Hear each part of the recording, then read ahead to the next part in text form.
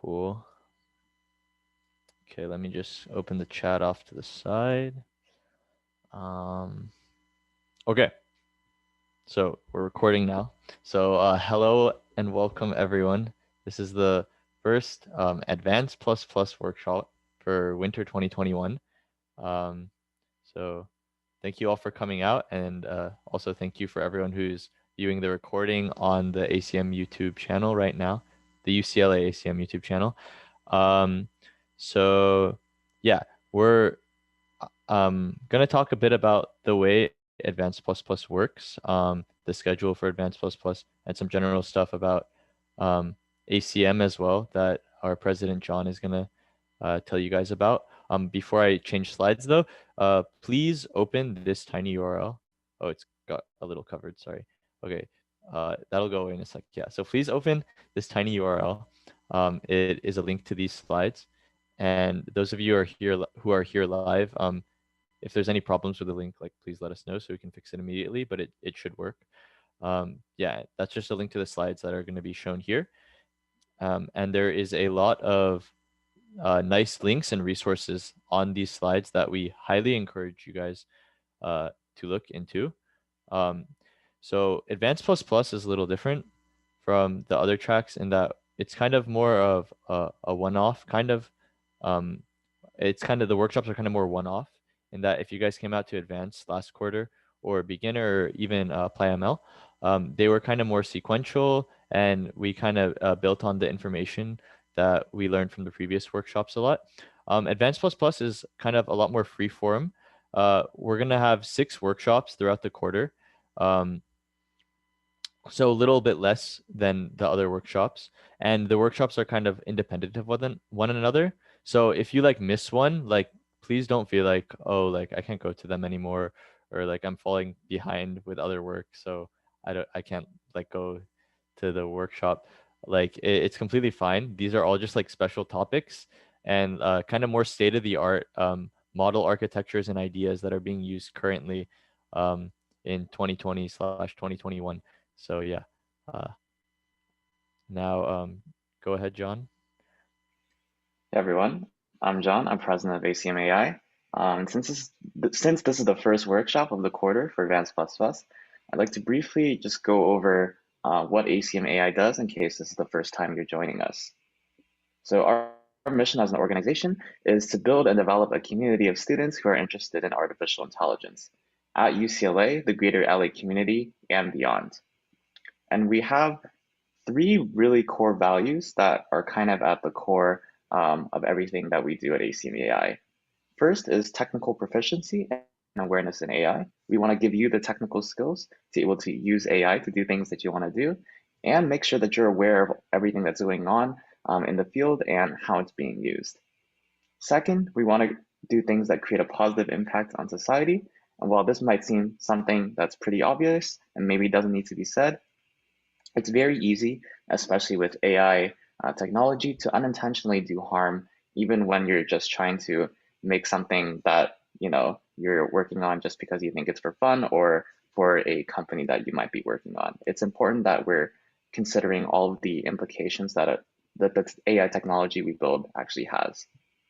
And lastly, we really care about diversity and inclusion here at ACM AI. AI has a profound impact on people from all different backgrounds, and we believe that everybody has and deserves to have an AI education, especially people who are being impacted most by this technology, which in many cases is people from marginalized and underrepresented groups. So these are 3 values that we think are really important and are at the core of our decision making and all of our initiatives. We could go to the next slide. There's 4 major initiatives that ACM AI works on. First is workshops. You're at a workshops initiative right now, and these are quarter-long, weekly recurring workshops that we put on for UCLA students to help them learn more about artificial intelligence on the technical side of things. We also have our projects initiative, which aims to give UCLA students opportunities to actually get hands-on experience working with projects. If you completed advanced check in the past, you qualify to be on our projects team. If you haven't been able to sign up for the projects team for winter quarter or haven't completed advanced check yet, make sure to look out for applications for our projects team coming in the spring. That will be the next opportunity that you'll have to join the team. We also have our events subcommittee, which puts on a variety of initiatives, which are one-off events for UCLA students to help them increase their knowledge or awareness of various things in AI. For instance, last quarter, we hosted a panel of researchers from UCLA who talked about how undergraduates just like yourself can get involved in AI research and answer any questions you might have about that. And lastly, our outreach committee works on improving and increasing awareness of AI outside of UCLA. Um, Initiatives in the outreach subcommittee include teaching a introductory machine learning course at a local LA high school, as well as you might have seen this online, the You Belong in AI podcast, which focuses on conversations with empowering figures in AI and about why it's important that we improve diversity in the field. We actually just released a new season and a new episode of this podcast with a guest from who is a research scientist manager at Facebook AI. So if you haven't seen that, be sure to check that out. You can find us on all streaming platforms, Spotify, YouTube, etc. And yeah, that's everything ACM AI works on. Hopefully you have a good time with Advanced Plus Plus track, and maybe we'll see you at some of our other initiatives as well. Thanks so much for coming. Thanks for that, John. So yeah, let's kind of get started then. So these are the slides again. Now if you guys open the slides, you should be able to see this collab. Now we're not gonna go off of this collab when we do the slides. If you guys went to advanced track, like we did some workshops where it was like we went like through a collab that we had written. It's not like that, but you'll see a lot of slides or a lot of links on the slides to various resources that are going to be about transformers, which is the topic of today's workshop. And the idea behind Advanced Plus Plus is we are gonna give you guys like a gentle introduction to like some special topic in machine learning. And we assume that because you guys are here at Advanced Plus Plus, you guys are very interested in machine learning and the literature and what's going on currently in the field. So our job is to give you guys an introduction and intuition behind these models. And there's a lot of details and that can be gained by looking at these resources. So once again, like Justin and I taught advanced track last quarter, we had some workshops that were pretty like low level, like math heavy, like when we discussed backpropagation and stuff like that. This is going to be kind of a higher level overview of these topics. It's still going to talk about like the architecture of like, for example, the transformer. We're going to look into it. But we're not going to go down into like every little small thing because some of it we kind of assume you guys are familiar with. So and if you guys like aren't sure about something, like we have a Discord, we would love to like speak in like great depth about these topics with you guys on the Discord or elsewhere. Um, and also like I believe we're also teaching beginner and advanced track this quarter. And like I think all three of these workshops are pretty like independent of each other in that there's a lot for you to gain by going to any of them. So like I know it's a lot, but like you could totally like go to all three of them and you would learn like a lot of information and it would be great. Yeah. And this is the membership portal code. So those of you who have come to our workshops before, you guys probably already have an account on the ACM website and you know where to put this portal code to get your points. If you haven't come to workshops before, so if you go on ACM's the UCLA ACM website. So unfortunately, we didn't put a link to it here, but if you just type UCLA ACM in your browser, like it'll come up and you can make an account. And then when you're logged into your account, there should be a little thing that allows you to type in the code and then you can get some points for it and you can get cool prizes if you get the most points. Yeah, so Justin, for those of you who are here live, Justin put a link to it in the chat. So yeah. Okay, here's the schedule. So this is important and it's also tentative. What is not tentative is the weeks that the workshops are being taught. So as I mentioned earlier, there's going to be 6 workshops this quarter. So there's one this week. There is no workshop next week, and there is no workshop week 7. And that's because of holidays on Monday. So please keep that in mind. And like, I mean, it's not a big deal if you like think there is one. It's not like when it was back in person where you'd walk all the way to the place and realize there was no workshop, thankfully. But yeah, just keep that in mind. So there's 6 workshops, and these are the topics we're going to be going over. So yeah, this week we're talking about transformers. So this is a kind of sequence to sequence deep learning architecture that we're going to use, and we're going to primarily discuss it in the context of neural machine translation tasks for this workshop, because it's very good at and very commonly used for translation tasks, but it can be used for a lot of other things, and we're going to talk about that more.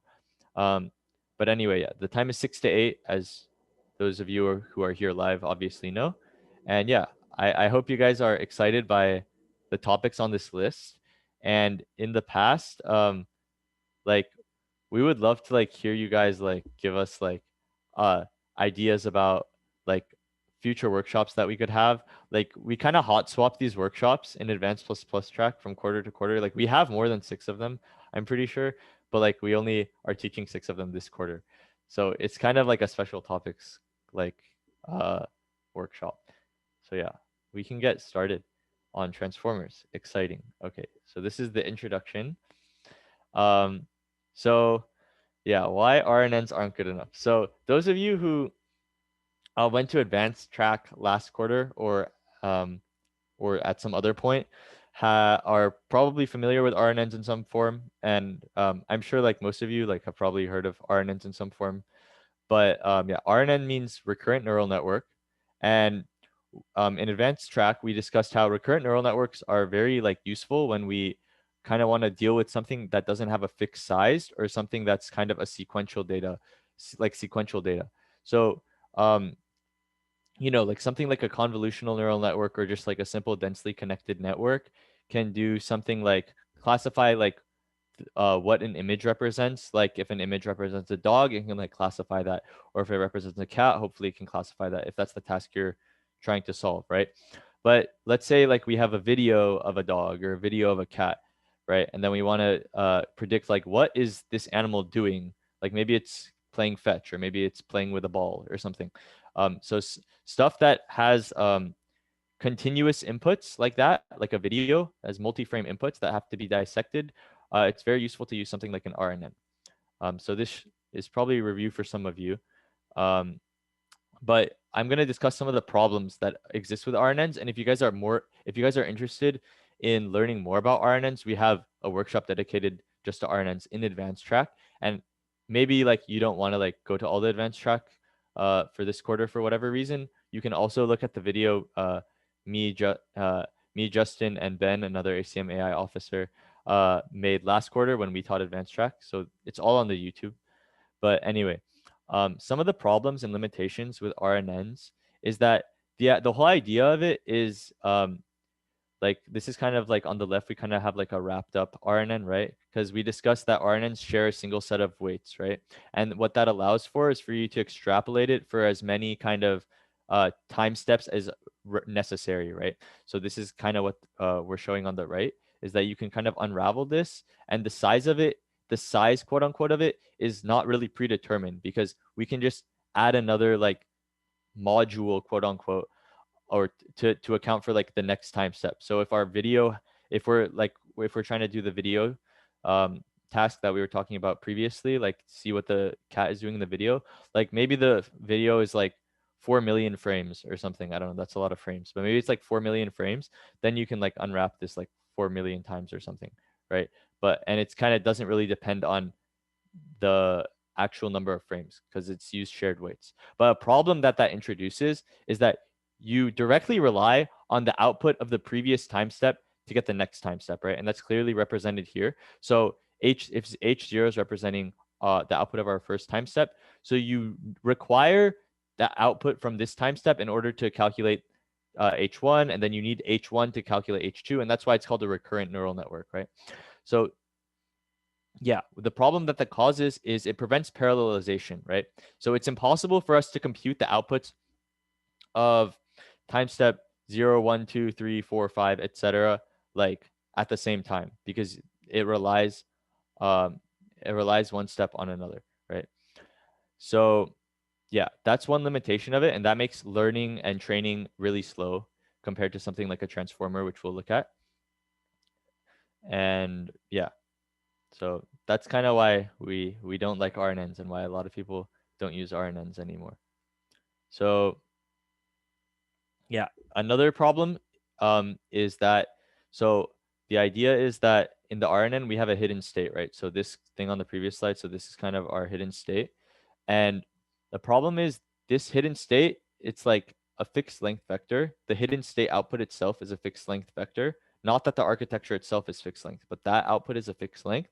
So that proposes like arbitrary constraints on like the amount of information that can be relayed from one time step to the next.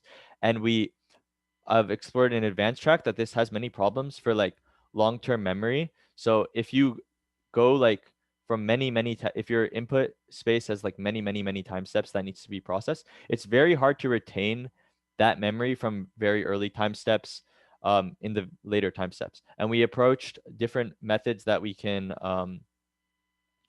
combat this. Like we talked about the LSTM architecture, long short-term memory modules, which do a great job of um, hindering this, or not hindering, that's not the right word, like reducing the effects of this problem. But even LSTMs still suffer from this problem, just not as great of an extent. And for a long time, LSTMs were state of the art, and people still use them for certain tasks. But a lot of people have started using transformers, and transformers utilize this buzzword that we'll look into called attention, specifically self-attention, and using this allows us to kind of circumvent many of these problems. The biggest of which is we can kind of get away with passing like many time steps at once instead of just being forced to like do one time step at a time. So we're no longer constrained by like the time step, or yeah, the number of time steps. So we can do things in parallel. And there's a visualization of this on this website. There's going to be a lot of these links. I would encourage you guys to just like have them open, like click on them and like look at them. And you don't have to look at them right now, but they're there for you. So yeah. Okay. So this is the paper. So this link is the paper that introduced the transformer model. I think it came out in 2017. Justin, you can correct me if I'm wrong, but I think it was 2017. So it's pretty new. Like transformers have not existed for like that long. It's been like 3-ish years, right? So yeah, this is a very famous paper, and I think if you guys are like trying to get into like paper reading or like learning about like the recent literature in machine learning, like learning about the transformer is a great place to start, because you can like it's interesting like how much has like stemmed from this just one like um breakthrough paper. Like you can go on the internet and just look up things about transformers, and there's so much information about transformers, and it all stemmed from just this one paper. Like the idea of a transformer didn't even exist before this paper. But yeah, so we already kind of discussed some of the points on this slide. So a big benefit that transformers provide is that we can pass data in parallel instead of being forced to use a kind of serialized algorithm that goes step by step.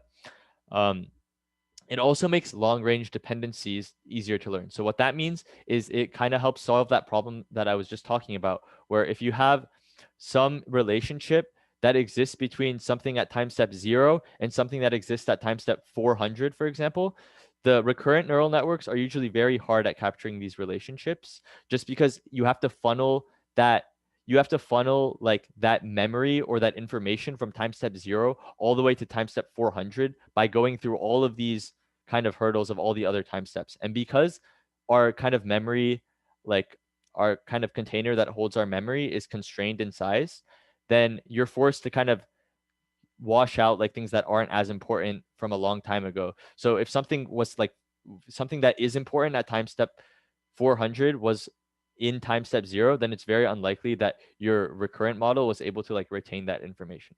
So um and we'll give more concrete examples of what I'm saying. Like it might sound like, wait, what does he mean? Like how, like what do I mean like when I say like something at time step 400 depends on something at time step 0? And we'll see very concrete examples of that, so don't worry about that.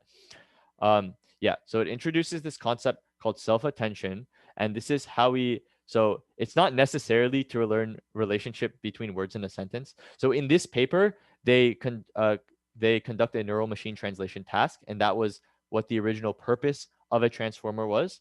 But you can theoretically use a transformer to solve any task that like any recurrent network could solve.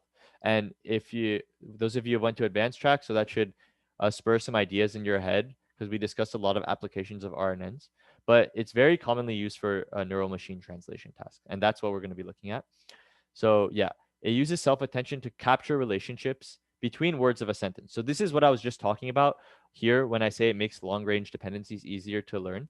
So we'll see examples of like in the English language of like how you might see like a pronoun like very late in a sentence, like the 30th word in a sentence or something. And that pronoun might refer to like a person who was mentioned explicitly like at like the third or fourth time step in the sentence, right? And your model needs to understand like, okay, this pronoun is referring to this individual, right? It's very important that it can capture that sort of information. Otherwise, it's not going to be able to do as good of a job translating as you might intuitively be able to tell, right?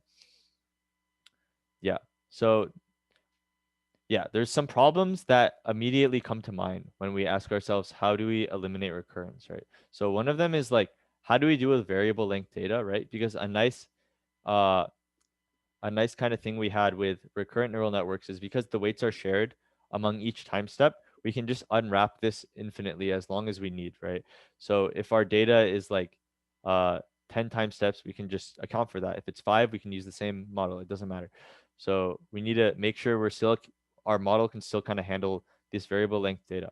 And then another thing is if we're doing things in parallel, how do we maintain an idea of something coming before something else?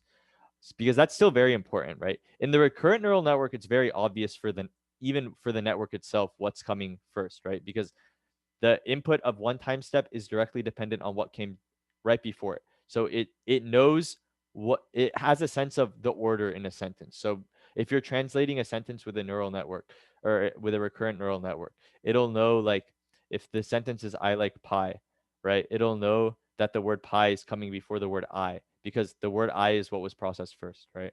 But in our transformer, if we're doing everything at once, right? If we're passing the whole sentence in at once to do it in parallel. So if we just pass in three word vectors, I like pie, all in at once, um, the network itself, we might have an idea of, okay, one of them like comes before the other, right? Because we're the ones giving it. But that's only because we're the ones giving it that sentence. So in reality, if you're doing it in parallel, it has no way of being like, okay, does the word I come first in the sentence or does the word pie come first? So we'll discuss how this paper addresses that as well. Okay, some terminology before we start. So this was also mostly stuff that we have discussed in depth in advanced workshop. I'll go over it again briefly. Uh, so if you guys go to our recurrent neural networks workshop in advanced track on the YouTube channel for last quarter, it'll give you a very in-depth explanation that's like 30 to 45 minutes long about what word embeddings are and how they work. And I'll briefly discuss tokenization here as well. So like when you have a sentence, right, you have to think about how this information is going to first be organized into a computer. Okay, so I'm going to keep using the sentence I like pie as an example um, throughout the workshop, so bear with me on that. But let's think about, um, can someone maybe unmute and maybe try to answer? Yeah, I love pie, as Justin says in the chat. Can someone maybe unmute and tell me kind of how many things could I like how many tokens could I break this sentence up into? How many units could I break the sentence I like pie into? It's think about it for a second, and then anyone who has an idea, unmute. It's like not a trick question, but it like also is a trick question. It's like almost what you expect the answer to be. Just someone unmute and like it doesn't matter if you get it wrong. We're just trying to encourage participation. 3. Right, yeah, like you would say, like thank you sit here for unmuting and saying that. So yeah, you would say 3, right? So I like pie is like 3 words, right? But you also have to distinguish between like the next sentence that might come after I like pie, right? And how do you do that, right? In English language, we use periods to do that, right? Um, so if you wanted to tokenize like a sentence like I like pie on its own, so here's answer is not wrong. On its own, like yeah, that's a completely fair answer. If you really just care about that one sentence, you can just tokenize it into I like and pie. But usually when we're doing translation tasks, right? We're translating large bodies of text that have many sentences and whatnot, and we need some way to kind of be like, okay, like one sentence is ending and one sentence is starting, and we can easily account for that just by kind of recognizing the period as a token. And usually the way we do that is there's usually a token that's designated as like end of sentence. So you would tokenize the sentence like I like pie, you would tokenize the word I like and pie, and then you would also have the end of sentence token. Okay. um so that's kind of the way tokenization works. It's just kind of a way to kind of parse our information into separate like little tokens. That's why it's called tokenization. Um, Now, word embeddings. So um, those of you who have taken advanced track are probably familiar with word embeddings if you came to the recurrent neural networks workshop. But the idea is we all know, hopefully, like computers, they don't like language, right? They don't know what to we can't just talk to a computer and have it understand us. Well, we can, but the reason we can do that is because of technologies like this. And what the computer actually wants to hear from you is numbers, right? Computers, we all know, work with numbers. So what that means is you need to encode the meaning of certain words using numerical representation somehow. So once we've kind of distinguished our words in a sentence by creating tokens, for each token, we need to have some sort of vector that encodes the information of that specific word. And I'm not going to go into details of algorithms used to do this. Like I've said many times now, you can look at advanced track for that. But the idea is these word encodings, once we have them, can kind of implicitly like hold information in a vector space about certain words. So, and I say they're in a vector space because you can do some cool things with these vectors that would kind of follow the rules of what we'd expect to happen in a vector space. So, for example, this is a very like famous example of what you can do with word embeddings here on this example down here. So we have one. So when I write the word king minus man plus woman, I'm talking about the word embedding representations. Okay. So I'm talking about if you mathematically take the word embedding. So the word embedding is just some vector. It can be like um I can have any number of dimensions that you can decide. Let's say it has like 250 dimension 256, right? So each of these word vectors is going to have 256 entries. So if I subtract the vector for man from the vector with king, and then I add the vector for woman, I'll actually get like a list of 256 numbers that is very close in space to the word vector that I might have for the word queen.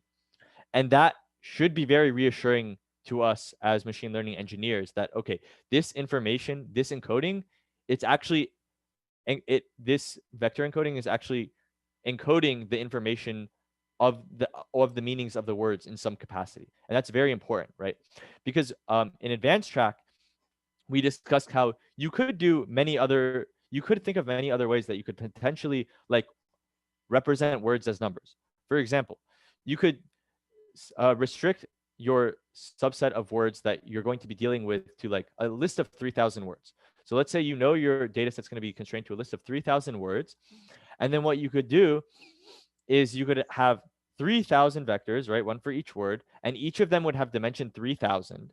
And then all of the entries in every vector would be 0 except 1. So, for example, if you have 3,000 words in your vocabulary, the first word might be the word pie, right? And then that word's vector encoding could just be 1 followed by 2,999 zeros. And then the second word, whatever it happens to be, could be 0, 1, and then 2,998 zeros after that, so on and so forth. So you could say, why don't I do that? Well, for one, that's a lot less memory efficient, right? Because now we have 3,000 now each vector has dimension 3,000 instead of like the 256 we were saying earlier. And it's not actually encoding information um, of these words at all.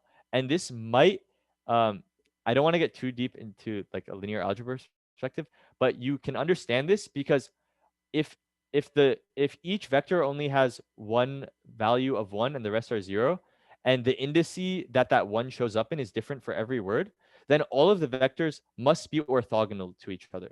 Because that would mean if you take the dot product between the one word vector and the other, you would always get 0. And hopefully you guys are convinced of that. If you're not following what I'm saying, you're not very familiar with linear algebra, it's okay. But like that dot product is 0, which means the vectors are orthogonal to each other. And intuitively, the way that we like to think about how closely related two words are to each other in the vector space is we can take the dot product between them, right? And if we get a very large number, right, um, that means our dot product, that means the two vectors are have a very small angle between them, which means they're very similar vectors in the space. But if they have a very large angle between them, that means they're not as similar. Cody says, how would you know your embedding spans the space of all words? Yeah, so so I don't know what you mean by the space of all words. Oh, okay, I got what you're saying. So it doesn't, to answer your question. So what you have to do is you have to select, or you have to know beforehand a list of the words that are going to show up. So I said that in my dummy example with the one hot encoded vector. So one hot encoded is what I was talking about with how only one value in the vector is 1. So you still have to do that regardless, even when you're using real word embeddings. So you have to you have to kind of map out beforehand, okay, I'm expecting to see like these 3,000 words when I train my model. And what'll happen is that, well, 3,000 words can actually account for like 99% of like words that will show up in like normal text, probably even more than that, honestly, at least in the English language. But yeah, there is going to be like a 1% that you're not accounting for. Um, and with that in mind, like you kind of have to go in and deal with that manually. And I'm not really going to go into that. That's not the point of this. And I've already spent like way too long talking about word embeddings. So let's talk about the transformer. Justin linked you guys a thing about word embeddings if you guys are interested in learning more. Okay, so overview of the transformer.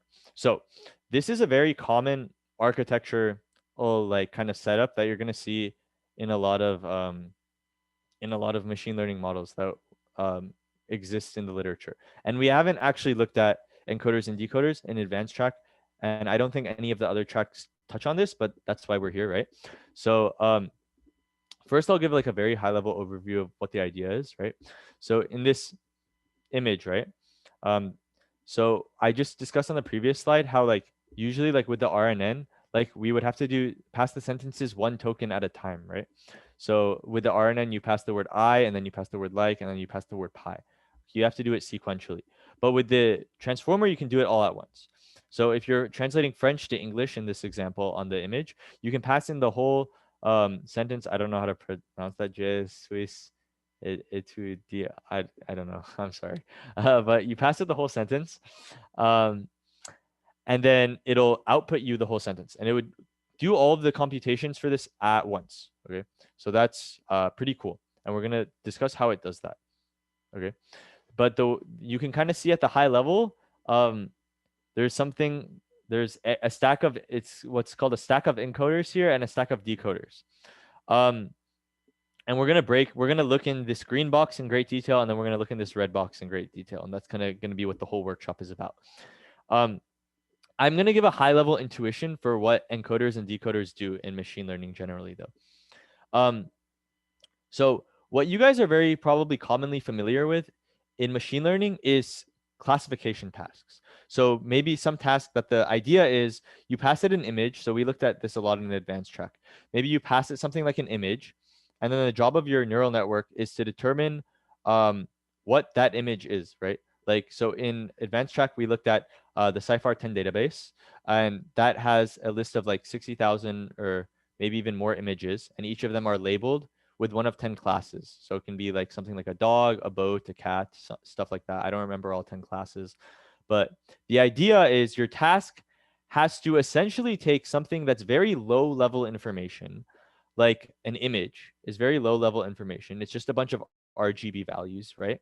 And it has to extract some very high level information from it, which could be something like the class of the image, right? So you can imagine intuitively, hopefully this makes sense to you guys, that something like the image is very low level. It's just a bunch of numbers. But something like the classification that this is a dog is like very high level and abstract, right? It's a very the idea of a dog is a very abstract idea that the network has to be able to learn about. So when you're doing something like this, your network's job is to kind of extract high level features from low level information. And that's kind of when you have like a deep neural network, at each kind of layer in your neural network, you extract higher level information from the from whatever the output of the previous layer was until eventually you're at a high level enough that you can predict something like the class of the image. Okay, that's kind of exactly what the idea of an encoder is. Okay, that's what encoders do. You pass it some very low level information, and the job of it is to extract as many abstract and high level details or as much abstract information from that low level information, that input that you pass in, as possible. Okay, so that's what kind of the encoder's job is. The decoder's job is to do basically the exact opposite of that. It's maybe exactly the opposite of kind of what you're used to when in like maybe in like machine learning models you've seen that are just doing classification. So the idea of a decoder is that I pass it some very high level information, and in this case, usually an encoder is going to be coupled with a decoder and vice versa. Otherwise, this doesn't work. So usually the output of the encoder is going to give you some very high level dense information. And the idea of a decoder is to transform that or construct some low level information out of that, right? So just like the input to the encoder is very low level information, it's just like a sentence, right? The output of our decoder is going to be low level information as well. It's going to be another sentence. And this is not the same as a classification task, right? Because we're not, in this case, we're taking some low level information in the form of a sentence in French, and we're outputting some other low level information in the form of a sentence in English. It's not the same as our normal classification task where we take something very low level and then we get something very high level in return. It's a little different, right? We do that at first. That's what the point of the encoder is. And then the decoder will do the opposite of that. So it'll take the output from the encoder, some very richly like very dense information, and then it'll kind of reconstruct it into this sentence in English. Okay. So I think that's some very helpful intuition, hopefully, about the idea that the transformer and many other architectures that we're going to look at are going to be doing. Like anytime you see an encoder with a decoder, and we're going to look at other models in later workshops that do this, anytime you see this, that's kind of the intuition you should have. Um, if you're doing something like a sequence to sequence task that where something like the neural machine translation. Okay. Now let's kind of dive a little deeper. We're gonna keep zooming in more and more, and that's gonna be like um, the whole kind of idea. So we're gonna keep zooming in more and more until we get to the bottom, until there's no more. So yeah. So this image is just zooming in more to this previous image, right? So this image was just like, here's one blob of encoders, here's one blob of decoders. So the blob of encoders is just a bunch of encoders like stack on top of each other, right? And same with the decoder. Okay, so you can ask like, why are we using a stack of encoders or decoders? It's the same idea that we of why deep neural networks, why a deep neural network that has more layers, right, that has more hidden layers and more neurons in it, is going to have a greater capacity to learn relationships than like a neural network that is only like to like the input and output, like something like a perceptron or something. um, and this is why like we don't just use perceptrons for everything, right? Because it's only it kind of it basically is like a neural network in a way that has no hidden layers. um, and because of that, intuitively, I hope it's clear to you guys that it has a very, it doesn't have many like numbers to play around with and adjust in its learnable parameters, so its capacity to learn is much less. And this is the same, like this intuition applies for literally like all of deep learning, right? So if we have more encoders, right, it's going to, and more decoders, it's going to increase our capacity to learn. Okay. And once again, like in advanced track, and I'm sure in other tracks, you guys have been exposed to, well, what happens if we put way too many? Like, what if we put 100 encoders? And that could lead to problems like overfitting your data. It also requires much more data to kind of saturate your learnable parameters and kind of converge to any local minima because there's so much more kind of knobs that your neural network has to play around with. You need a lot more data to even kind of train it in the first place. So it's all about finding a sweet spot. And in this paper that they introduced with the transformer, their sweet spot that they determined was 6 encoders and 6 decoders. So they thought that would be like a good balance. So that's what happens here. And you notice that each decoder, it's not quite as simple as like the encoders the output of the last encoder goes to the first decoder and then it just goes. We also see that each of the decoders takes the output of the final encoder, and we'll explore why it does this and why this is useful later. But just keep this in the back of your mind. So let's zoom in even more. So now this is one encoder, right? So this is one of these green squares. Okay, let's look at one of these green squares. So what happens in just one of these green squares? So what happens is, so this is what we saw earlier, how we have word vectors for each of these words. So like the first word has word vector x1, second one has word vector x2, third one has word vector x3. So we pass all of these in at the same time to the encoder.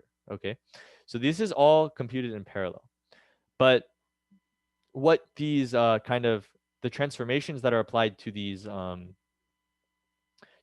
vectors, first it goes through this pretty in-depth, and this is kind of like the meat of the paper, if you will. Like this is where most of the novel like and new stuff comes out of in the paper, is this self-attention module. And then after we go through this self-attention module, we're going to pass through a feed-forward network.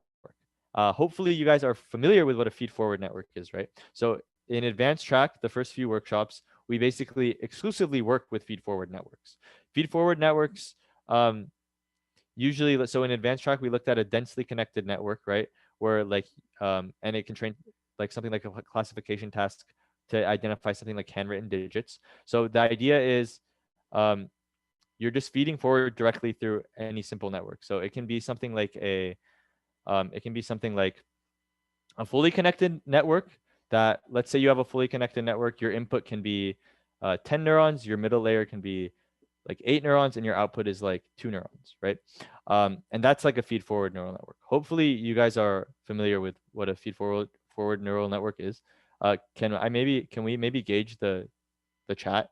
Like, do you guys know like what a feed forward neural network is? It's basically like the basic rudimentary like neural network. Maybe like type yes in the chat. If not, like it's like totally fine. Like please say like no if you're not, because I can go into more details.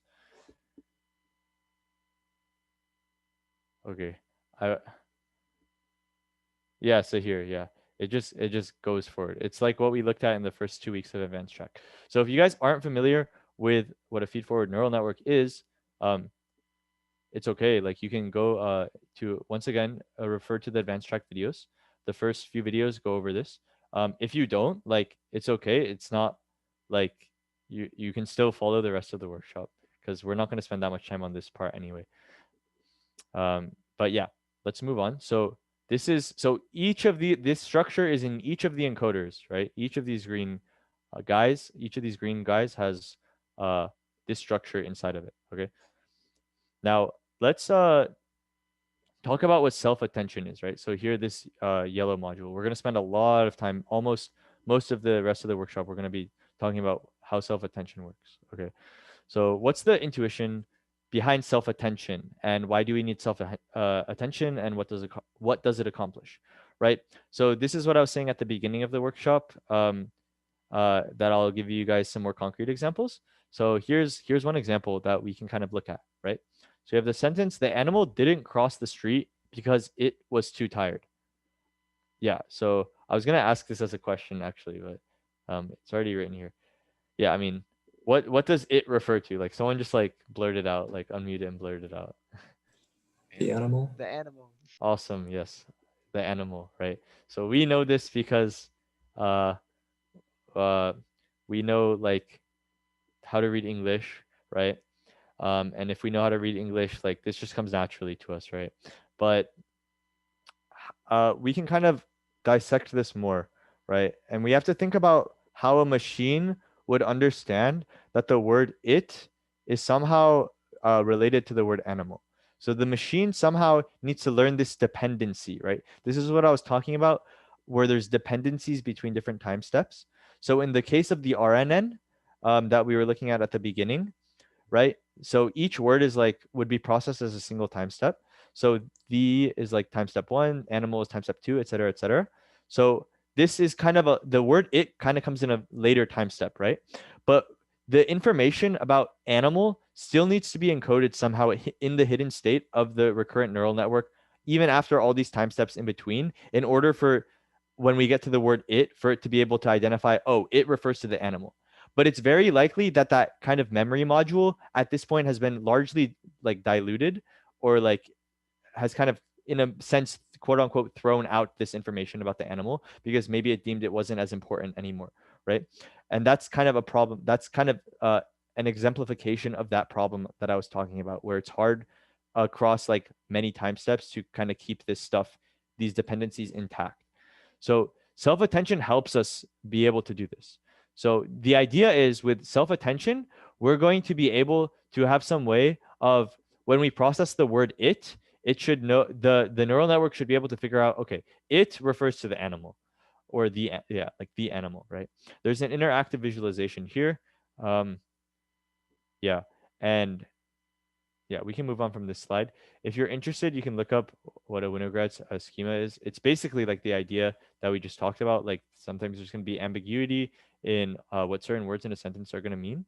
And sometimes like a sentence is actually so ambiguous. I'm sure you guys have come across this. Like sometimes sentences are so ambiguous that you can't, like even us as humans are not able to tell like what is the word it supposed to like refer to, right? Sometimes the word it could like refer to like multiple things, or sometimes like you'll see the pronoun they, and like maybe two different people were like, or two different groups of people or two different people were mentioned earlier in the sentence, and then you have to ask yourself like, well, what does they refer to, right? Sometimes you can figure it out by the context, sometimes you can't. Okay, let's talk about self-attention in more detail.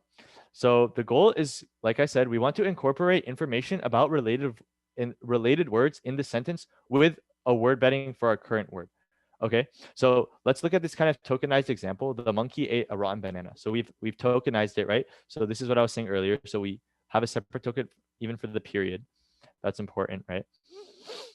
So when we look at what self-attention does, we pass it this initial word embedding. So this is just the default word embedding, right?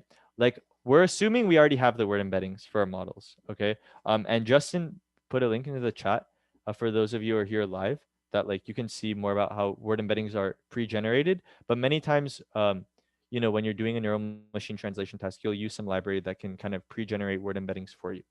But yeah, let's assume we have this pre-generated word embedding for the word banana.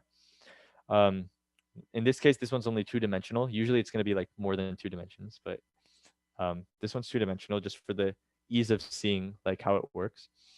Now, what self-attention is going to do is for each word, we're going to look at all the other words in the sentence, and we're going to assign a score of how important that word, that other word in the sentence is to this current word that we're looking at. So what's going to happen is basically, and a lot of this is computed in parallel, but the idea is when we get to the word banana, right, it's going to survey all of the other words that we've come across so far in the sentence, and then for each word that it comes across in reference to the word banana, it's going to be like, how important is this word to the word banana? Okay, so first it'll be like, how important is the word the? So the first word in the sentence, how important is that to the word banana? And we can probably tell that it's not that important, right? Because we don't, the banana doesn't have much relationship to the article the in this sentence, right? Now what the word the does probably have a lot of relationship to is monkey, right? It's like the monkey. And then we'll keep going through those, but the one that we really care about is the word rotten. Okay, so we're evaluating how important each word is to the word banana, and then we get to the word rotten. Now, the network, if it's learning properly, if it's a well-trained model, okay, we're assuming it's a well-trained model right now. All we're doing right now is explaining the architecture. So don't worry about how it's trained right now. Just worry about the architecture itself. So assuming the model is well trained, it has good weights and biases to do what it's supposed to do, what will happen is semantically, it will recognize, okay, the word rotten is very important to the word banana. So I need to encode the fact that the word um, rotten is in the word banana, is important to the word banana. And that's what it'll do. And it'll do that by basically adjusting this word embedding. So is that clear to any? Is that kind of clear to people? So the word rotten is an adjective for banana, right? So it would make sense that the word rotten should be seen as important to the word banana in this context, right? Any feel free to like unmute for questions, or like at least like if you guys are understanding it, I'd appreciate it if you guys say yes. So yeah, when I say, so someone asked in the chat, what do you mean by adjusting the word embedding? So all I'm saying is like when we go through a neural network, right? So at each time step, you're gonna change like the value, like you're gonna put in some input and you're gonna get some output, right? So I'm saying like you'll input the original word embedding, and then the output that this self-attention module here will give you, this orange one, is gonna be like, you can think of it as like a modification or adjusted version of the word embedding that accounts for the context of the surrounding words. Yeah, it's very amazing. Yeah, I agree. So this is it's I feel like it's important that we're all on the same page here at every step. So then when we go to the next steps, we can keep being all on the same page. So okay, awesome, awesome. Yeah, that's all I mean. I just said it like that because I think that's one intuitive way that you can think about it.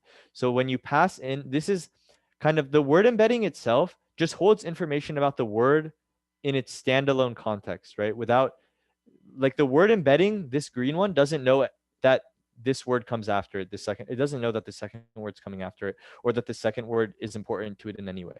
But the idea is the self-attention will kind of construct this new quote word embedding, where this red vector not only encodes the information about this word, it also encodes information about, okay, how important are the other words in this sentence to this word. Okay, so this is all very high level stuff so far. Now we're gonna get to lower level stuff. So wait, Justin, what slide is this? Is this your cue, or am I still going? I don't want to. Yeah, you're still good. Okay, okay, sure. So let's kind of dive into let's kind of dive into what happens. Actually, I'll first answer this question in the chat. Does the word embedding xi and zi have the same length all the time? So yeah, word embeddings. So these green ones, you see they're always dimension 4. Yeah, these ones are always gonna, like, if this word embedding is dimension 4, all of the word embeddings have to have dimension 4, right? Because they're all part of the same vector space, right? So if one of them has a different dimension, then like that there's like I don't want to like be too, there's no need to be like too mathematically rigorous, but like then they can't like really be part of the same vector space, right? I mean x1 versus z1. I don't think they have to be. I don't think they have to be. Yeah. Okay. So let's talk about how it actually does it. Okay. So yeah, pretty intense stuff, right? A lot of stuff to look at here. So first thing we do is we generate something called a list of queries, list of keys, and list of values. So in this image, so this column just represents the information for the query key value that we're going to generate for this one word embedding for the word thinking in English. And then this one is like just separate. So these two are kind of separate from each other. Okay. So for each word, we're going to generate a key, query, and value. Okay. And usually the way this is done, I'm not going to get too much into the semantics of how it's done. I think like everything is laid out in very great detail in the paper. So like I very like strongly encourage you guys, like if there's only one like source that you want to look deeper into, to look into that paper, because that's the original article and it'll give you great experience like reading machine learning papers. But anyway, generally, like to my understanding, Yeah, so Arjun's correct. So Z is usually a much higher dimension. Yeah. So I don't think it definitely doesn't have to be the same. And it would make sense, right, that Z would be a higher dimension because we're in a sense encoding a lot more information, right? Like the job of the word embedding itself, all it had to do is encode the information for the word itself with no context. But our Z value has to not only encode the information for the word, it also has to encode the information of all the context surrounding the word, right? So that in that sense, it would intuitively make sense that we would want Z to be a higher dimensional space. Okay, thanks for hopping in, Arjun. I appreciate it. Okay. Anyway, so generally speaking, the query keys and values are generated as I think the query is usually like a subset, and Justin, you can correct me if I'm wrong. I think the query is usually a subset of like the embedding itself. So you'll take like some transformation of the embedding itself. And I think same goes for the key and the values. Um, is that Yeah, so okay? it's important to remember that all of these things, query, key, and value, these are all learnable parameters, okay? Yeah. So while we assign a particular meaning to them, what they actually do within the machine can be a little different. So this actual semantic like use of query, key, and value is often used in like database systems. So you're gonna query like an existing resource for like a particular match, and then based on different keys, and then with that you're going to retrieve values. So just think of it kind of in that high level top down way, and we should be okay to keep moving forward. Yeah. So yeah, thanks for correcting me there, Justin. So yeah, these are all learnable parameters. Yeah. So the idea is this is like kind of the meat of like what the transformer learns in the training phase is it learns how to balance these query key and values. And you can maybe ask questions like, oh, like how do we know the dimension we should choose for these? Those are hyperparameters, right? Usually to an extent, right? They're hyperparameters to an extent. They're also constrained by boundaries of you have to make sure your multiplication is valid, right? So it's a function of, in a sense, of the dimension of your word embedding, right? Because eventually we'll see in the next few slides, you're going to end up multiplying this weight matrix by your word embedding, which is a very common theme that I'm sure like we've seen this many times before in like many different neural networks, right? That you learn some weight and then you take you matrix multiply your weight with your input to get the output for your next layer, and then you keep doing that. And that's kind of a central theme that I hope we're familiar with, right? So yeah, these query keys and values are all separate learnable parameters.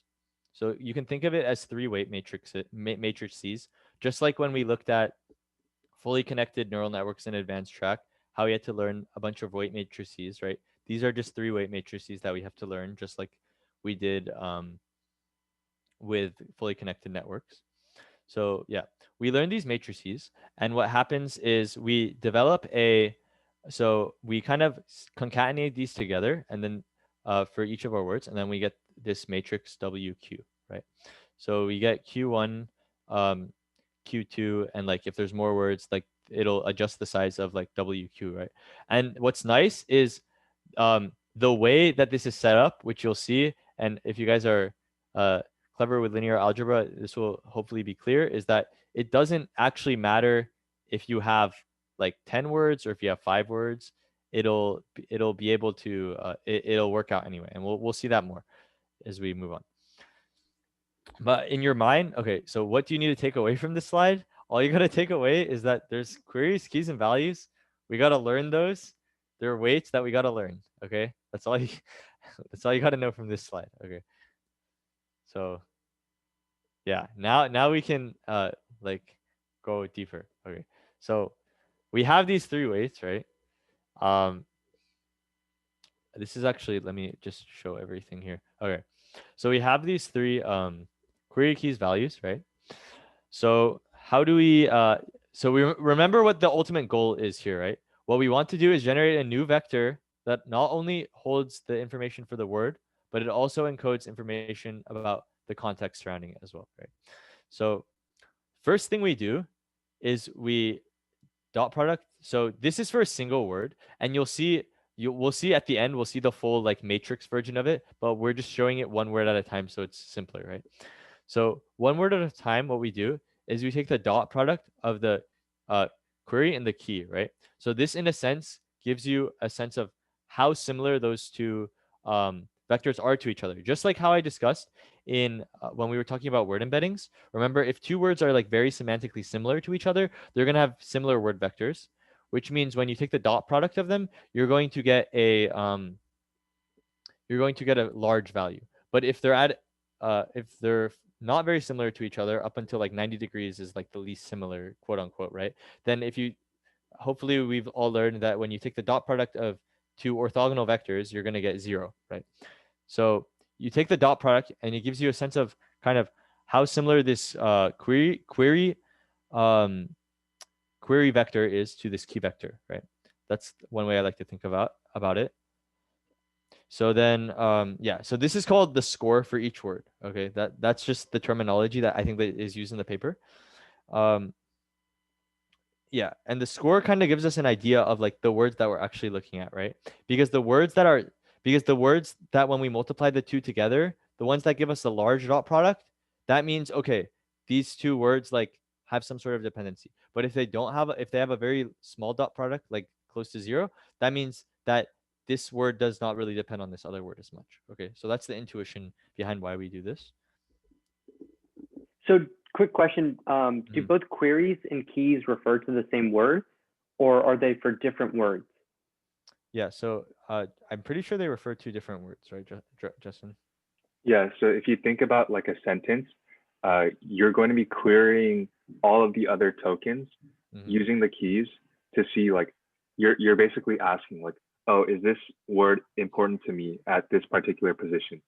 And if it is, we assign it a large score. So like, oh, this is like an attention score. And we'll see later on that we use this score to take like a weighted sum of like how much attention we should pay to each of the tokens in our sentence.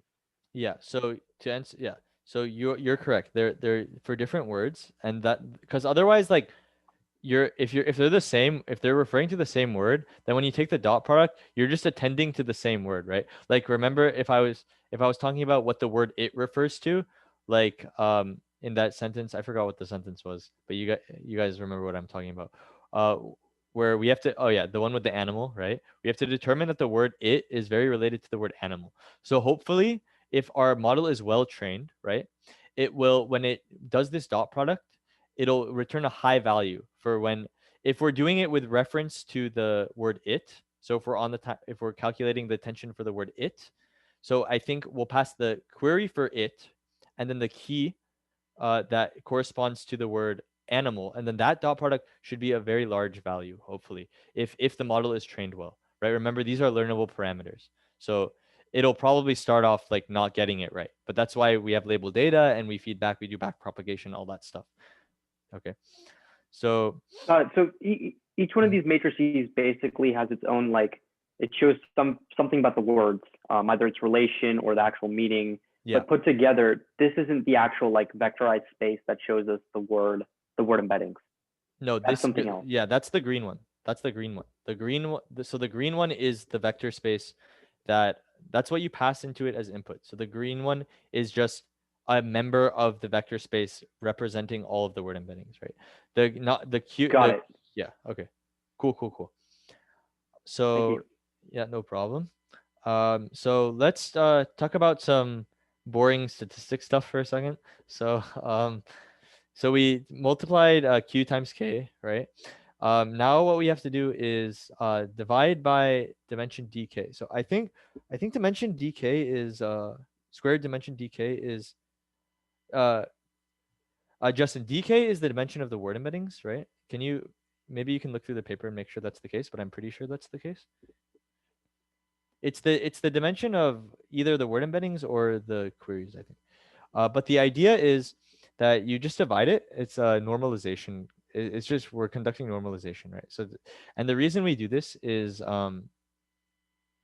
yeah, so large inputs to sum pushes the gradient to small values. Like, so this normalization in general in machine learning is something we do a lot of the time. It solves a lot of problems.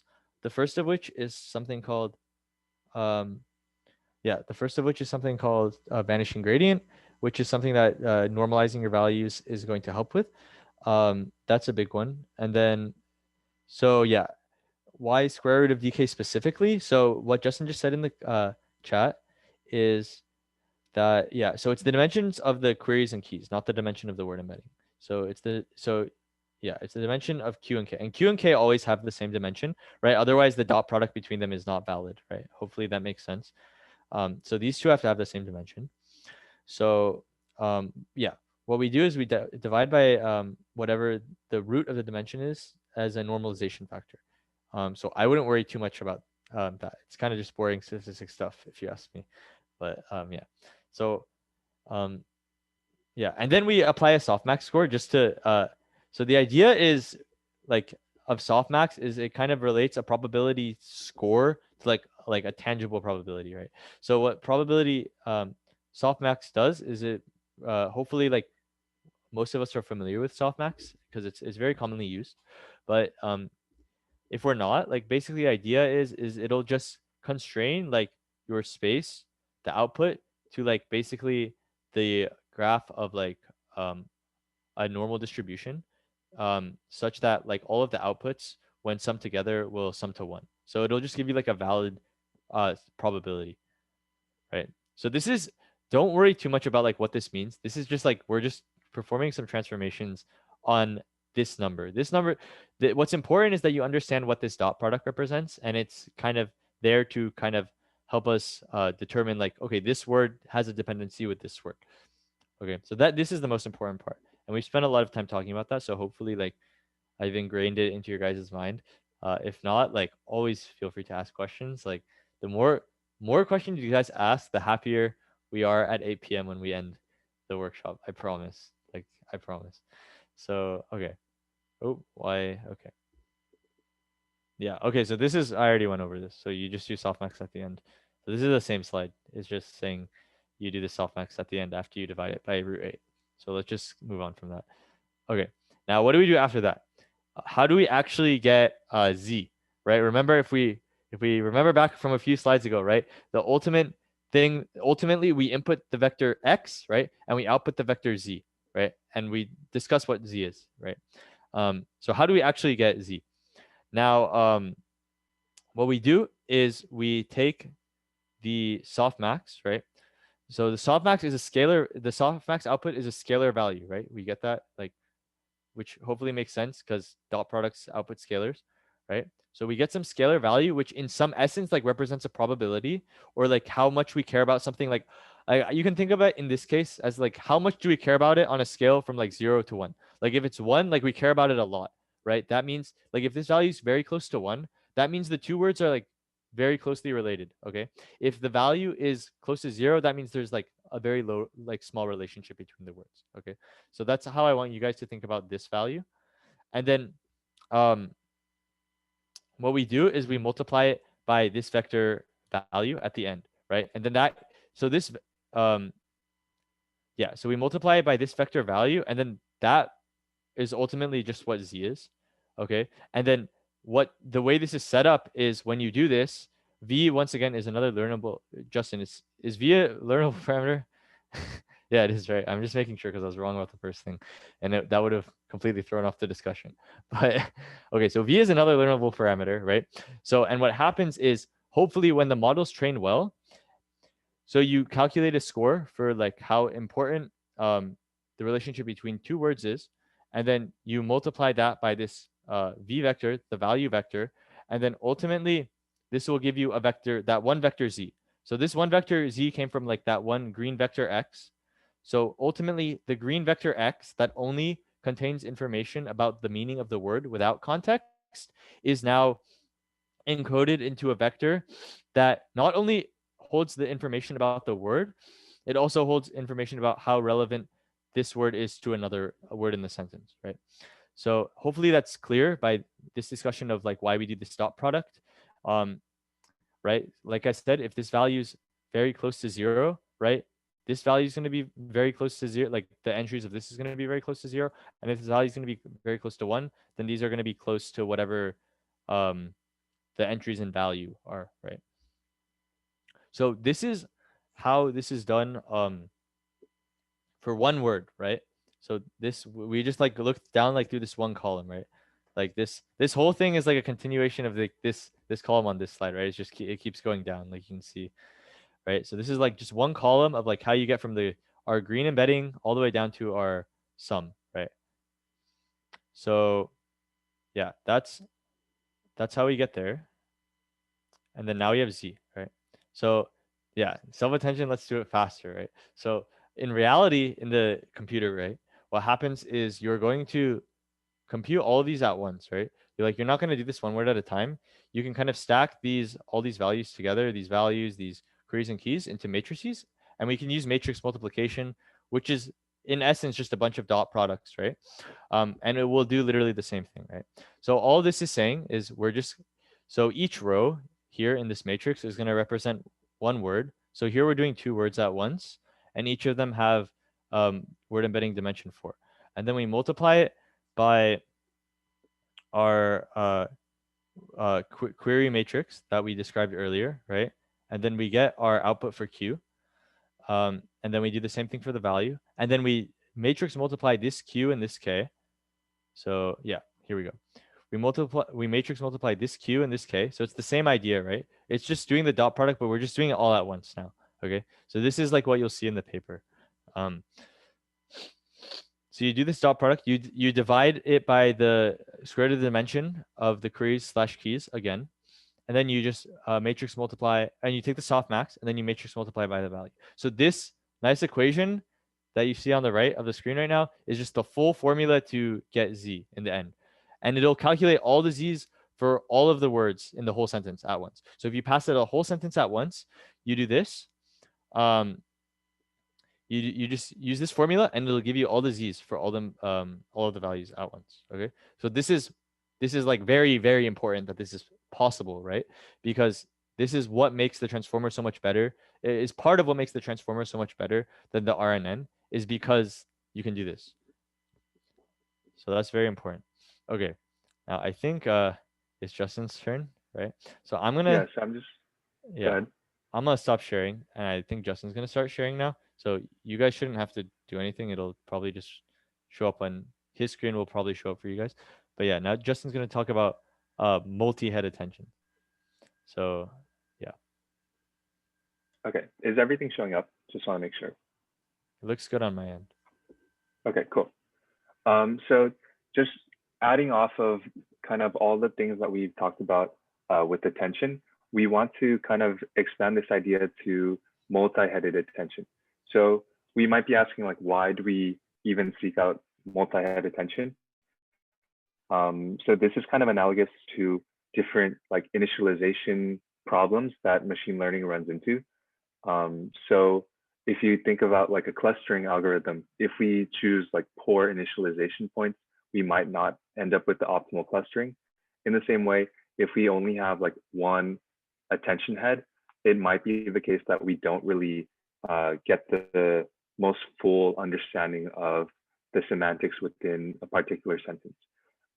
So by using multiple attention heads, we kind of hedge our bets, and we're like, oh, we can use the aggregation of a lot of different attention heads to focus on different parts of our sentence and hopefully promote better performance. So we can see that kind of in here. I believe that the different colors represent different headed attentions. So we can see that for our word it kind of is attended to like by different other tokens within our sentence. Like the green kind of highlights like the tire, whereas the orange highlights like animal, for example. Yeah. Okay. So like to break it down, like from a human perspective, like if we're analyzing the sentence as humans, this should be reassuring to us. Like the word, so we see the word tired, like it's pretty lit up in the green, right? So that means there's a pretty strong dependency between the word tired and like it, right? Which makes sense because it's like, well, you see the word tired. It's important for the network when it's translating to understand like, well, what's tired, right? So this is, hopefully it makes sense like why there's a strong relationship between the word tired and the word it. And the same reason for why on our other head, our other head is able to capture the fact that there's a strong relationship between the word animal and the word it, right? Because we had started at different initialization values for these two different heads, when we trained them, they ended up converging to different local minima in our cost function. And what that means is that maybe the orange one, it's able to like capture good relationships between like it and stuff in like the earlier part of the sentences, but if we look at the orange head didn't see that the word it and the word tired are related, right? Only the green one did. And that's just because, like Justin was saying, because it converged to a different area of kind of our loss function, it's suited for like understanding different relationships. So in order to capture all of the possible relationships that the word it might have with other words in the sentence, we need more than like just one of these usually.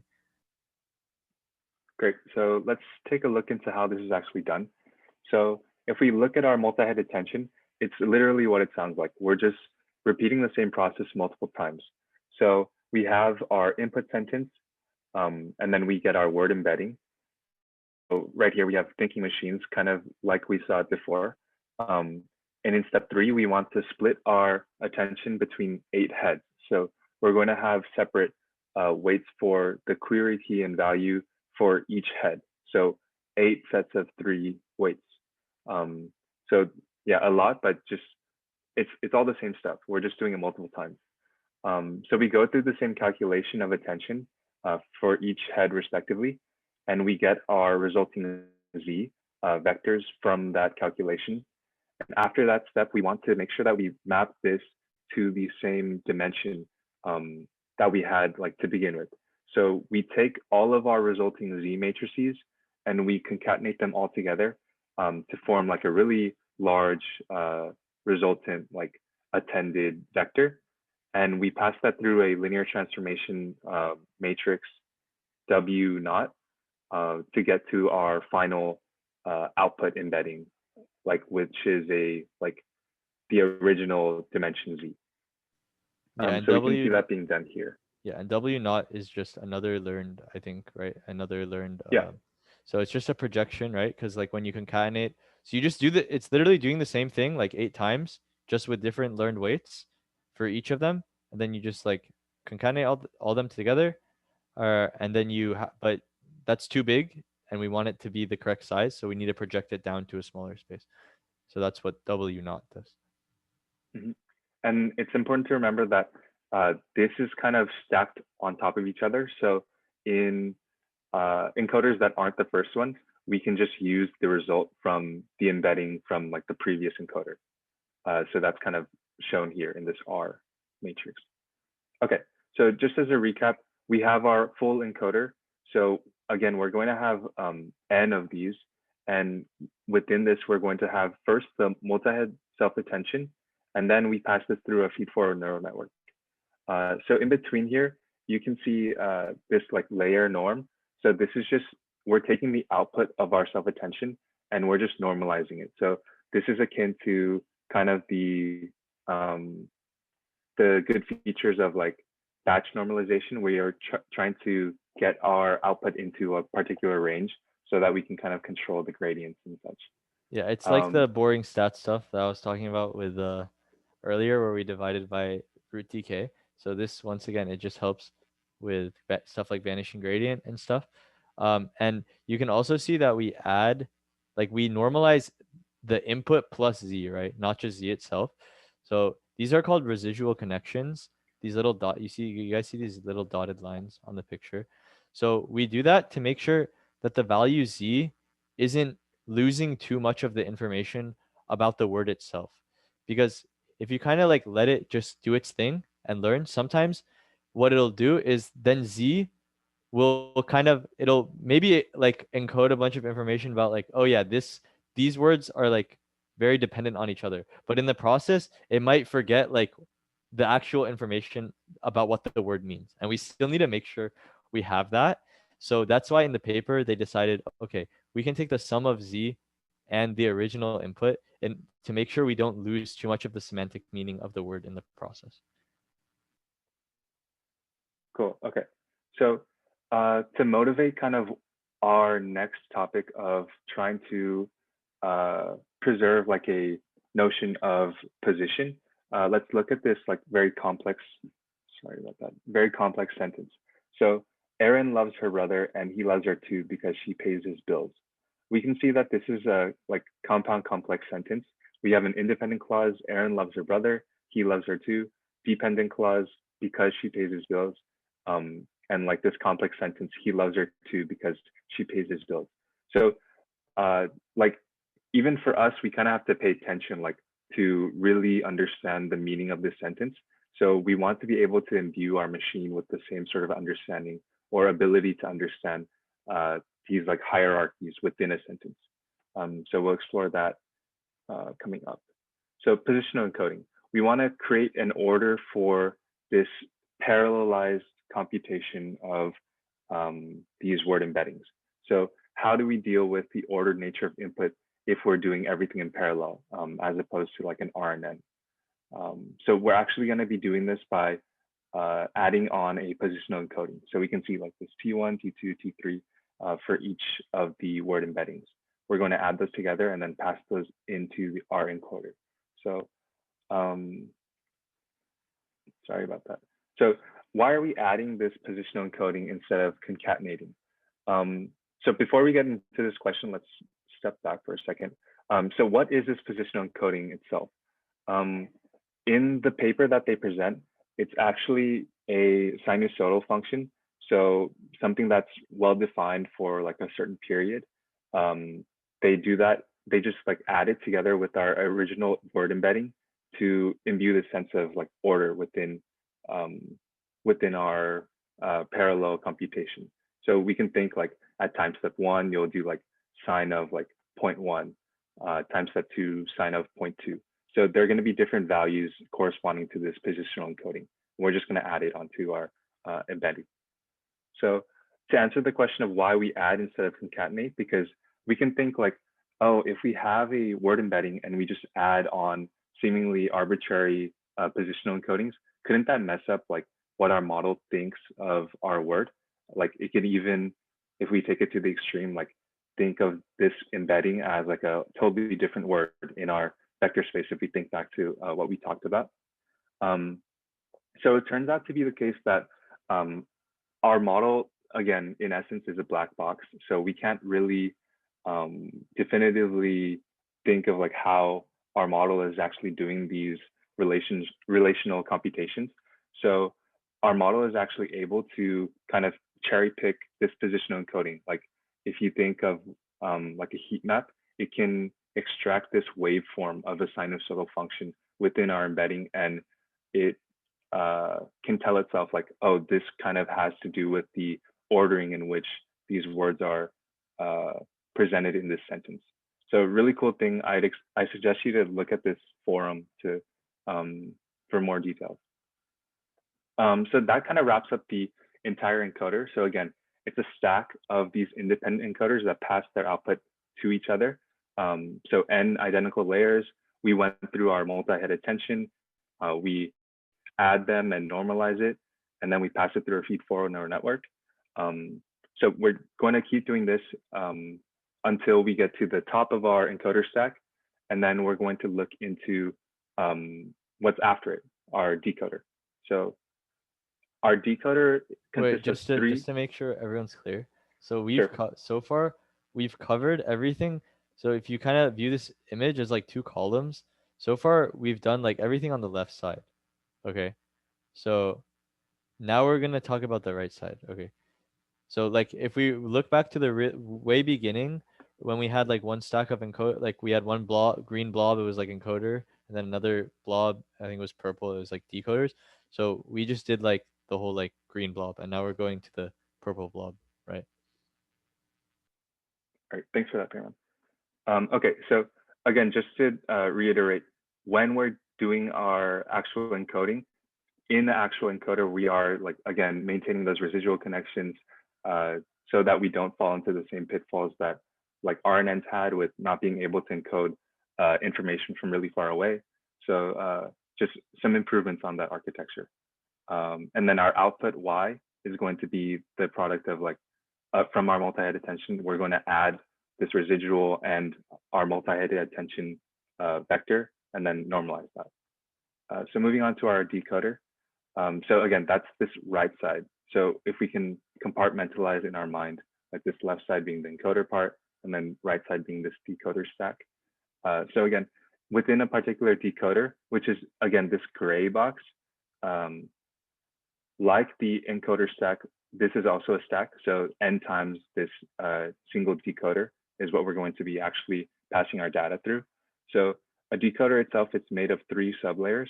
So it consists of a mask multi-head attention, similar to the encoder, an actual interface between the encoder, in which we do a multi-head attention again, and then a feed-forward neural network to hopefully get to our result. So before we jump into the specifics of this, I just want to reiterate that this like encoder decoder structure, it's common across like a lot of machine learning implementations and even like non-ML implementations, where encoding our information into like a smaller latent space in which we can extract like different meanings or even higher dimensional meaning. And then we're trying to reconstruct it or transform this data in some way. So this can be used for like not just natural language processing tasks, but anything that has sequential data and some notion of a relative positioning. Okay, are there any questions about this structure before we move on? Yeah, I know it looks like a lot, but like if you guys look to like just to maybe give you guys a better idea, if you guys look to you can stay on this slide, Justin, but like if you guys look at like slide 14, if you have it open, like this is what I was saying at the way beginning when like the encoders, like the output of the encoder is somehow passed to each decoder, right? And that's kind of where like this arrow coming out of the end of the decoder, you see or encoder, you see how it kind of goes into that multi-headed attention orange block, guys. So that's kind of what that arrow on slide 14 is representing, just if that wasn't clear. And like you kind of pass that same output of the encoder stack to all of the decoders, right? Like this stack, this picture is only showing one encoder and one decoder, but there's in reality there's like in the paper, right, there's like 6 of them, so n equals 6. So yeah. Okay, cool. So when we consider multi-head attention within the decoder, there's a slight difference between how we did it in the encoder. So we want to do something called look-ahead masking. So if we think about our situation in our encoder, we could look safely at the entire sentence when performing self-attention because we like have the whole training example, and then we can use our context from all of the different tokens to generate a good embedding for our sentence and for particular words. But in the decoder, we only want to be using words that have occurred previous to our sentence. So if we think about like the way we can maybe even like predict words that are in the future, we don't want to be able to use like future words and like kind of look ahead and cheat.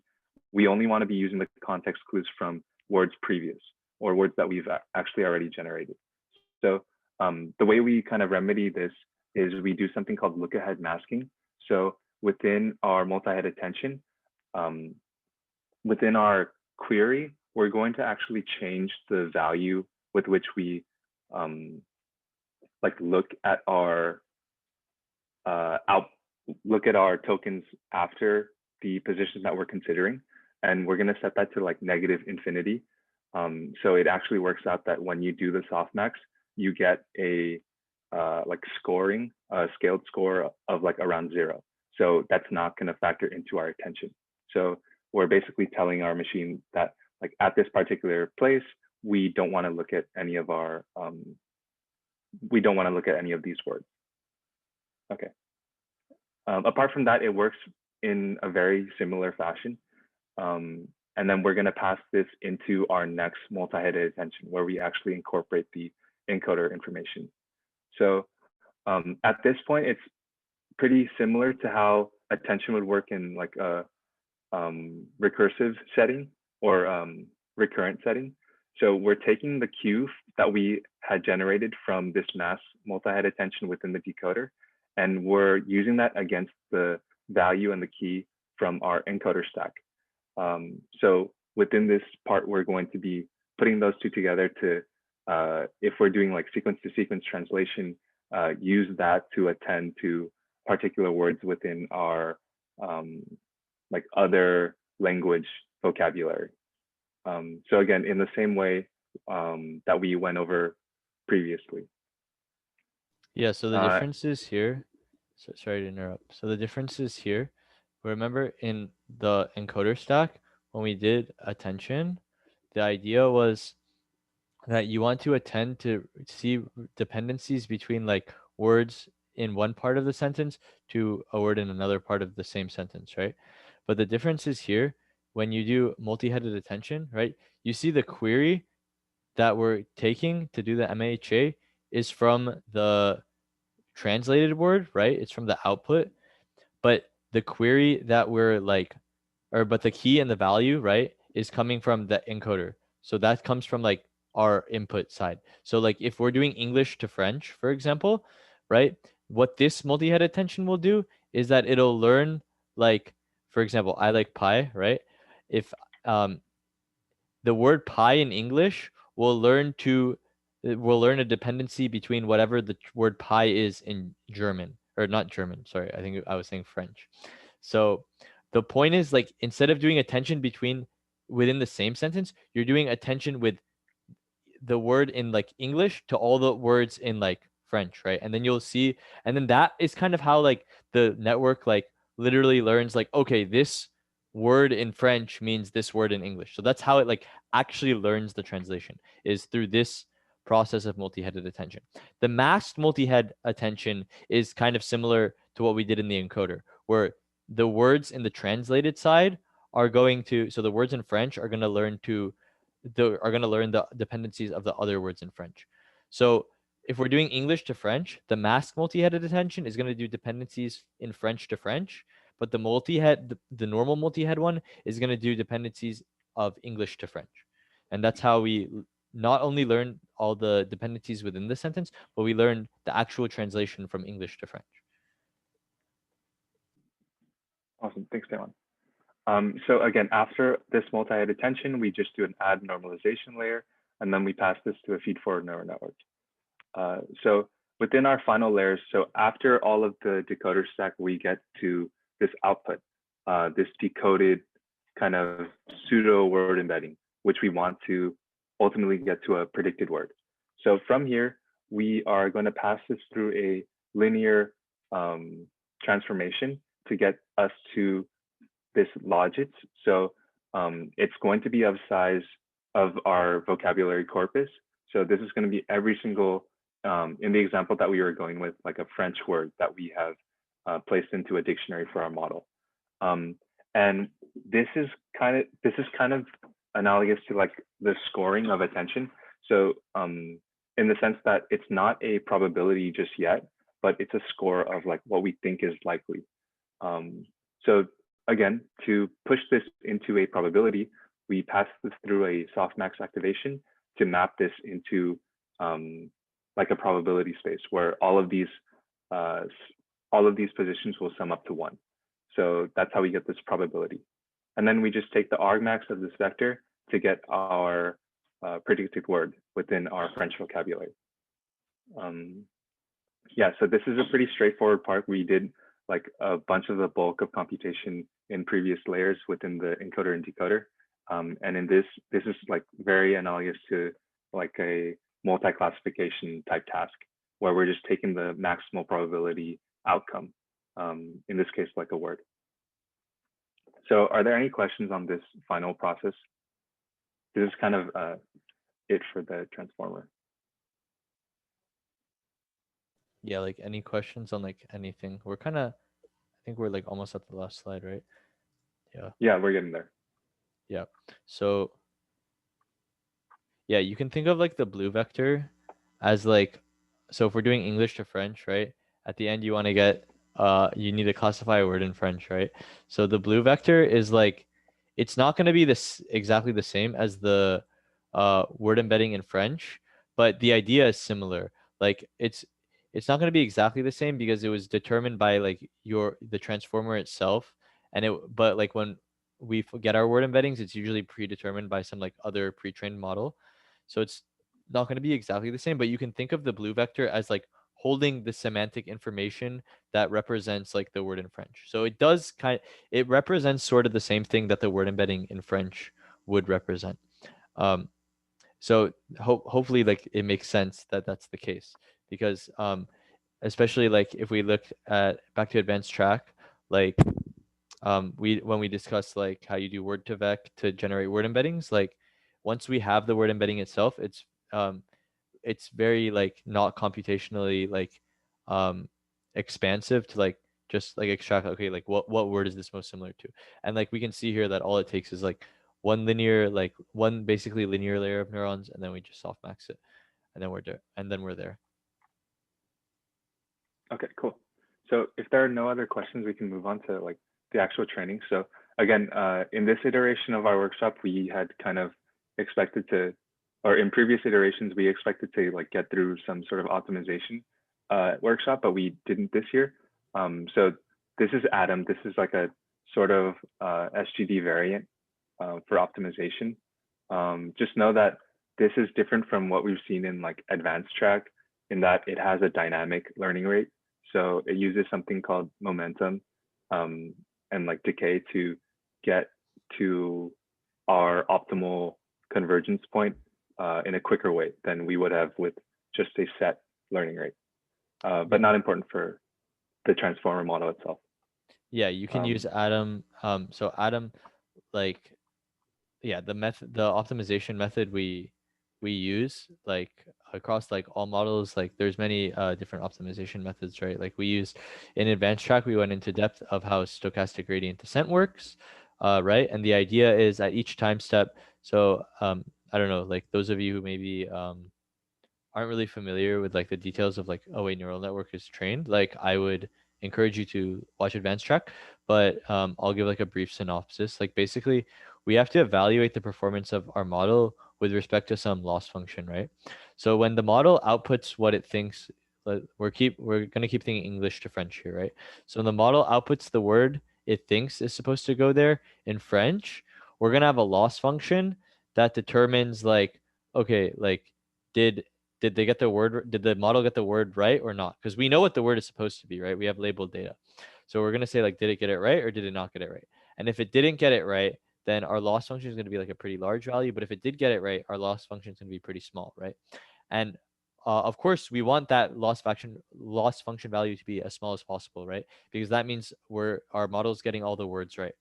So we need to basically do an optimization problem, right? That's what training a machine learning model comes down to, right? It's an optimization problem of trying to get that loss function to as minimum a value as possible, right? And to do this, we can use backpropagation to calculate gradients of the learnable parameters in our network. So like the gradient of the loss function with respect to like all those query key value pairs that we've been looking at throughout the whole workshop. We'll use something like backpropagation to determine that. And then once we have those gradients, right, by definition, the gradient is like the definition, the direction of a vector we need to move in order to like, that has the steepest slope along our graph, right? And we want to go like down, right? And if we know the steepest direction up, which is what the gradient gives us, we can take the negative of that to get the steepest direction downwards, right? So we can basically determine that by doing backpropagation and calculating these gradients. Or we can use something like SGD, which basically uses expected value of what the gradient should be around to make our computations easier. But using that idea, we can descend closer and closer downwards and downwards across this loss function until we approach some minimum of our loss function. And once we've hit that minimum of our loss function, right, that means usually our neural network is classifying the things correctly, hopefully. So that's kind of like a very high level idea of like what neural network training is about.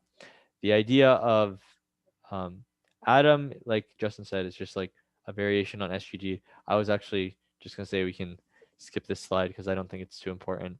But yeah. So I think, Justin, that's pretty much it, right? Yeah, we have so go ahead. that kind of wraps up the content for this presentation, but we do want to recommend that you guys go ahead and like go above and beyond and try this for yourself. So TensorFlow has a really great documentation tutorial for the transformer. So I'd really recommend looking into that. And there are also other resources for transformers. So the paper itself, we really recommend reading through that. It's not super unintuitive, so just giving that a read through would be great for just building experience reading research papers. And then another kind of additional topic on label smoothing for transformers. But that's everything for content. We'd really appreciate if you guys took the time to fill out our feedback form. It helps us improve our content and better serve you guys. So we'd appreciate your feedback. Yeah. And if we could get someone to just paste that in chat for the remaining members that are here. Yeah, I'll do it. Awesome. And with that, yeah, just thank you for coming to this virtual iteration of our workshop, winter quarter, the first Advanced++. Tell us what you thought. And there's room. Again, we're flexible in this track more than others. So if there's a particular topic that you're interested in, we'll make it our best effort to try and address that within this quarter. And if not this quarter, look out for it in the coming quarters.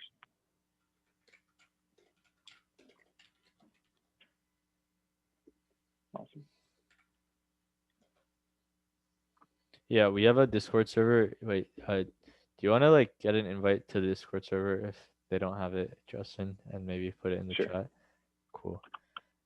Yeah, Discord server is super awesome. It's not just AI. We have all the it's a ACM wide Discord. So, and it's super fun. Like I always go whenever I open Discord, I always see someone there. So I like talking. So yeah. Yeah, Varun, you can stop the recording now. So yeah, thanks everyone for coming out.